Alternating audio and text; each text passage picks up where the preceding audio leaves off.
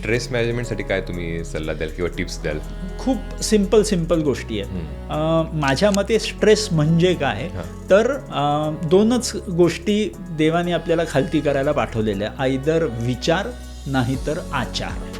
या दोन शिवाय काहीही करायला पाठवलेलं नाही. आता त्यांनी गणित क्लिअर सांगितलेलं आहे, जे आपल्याला श्रीकृष्णाने सुद्धा आपल्याला गीतेत सांगितलेलं आहे की तुमचं काम आहे आचार करणं. विचार करायला तो तिथे बसलेला आहे.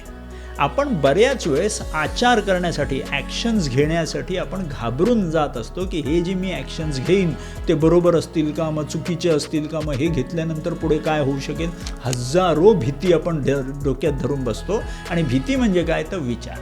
आपण विचार खूप करतो आणि आचार कमी करतो, तिथे प्रॉब्लेम येतो. स्ट्रेस म्हणजे काय की विचार छोटे करावे, आचार जास्तीत जास्त करावे.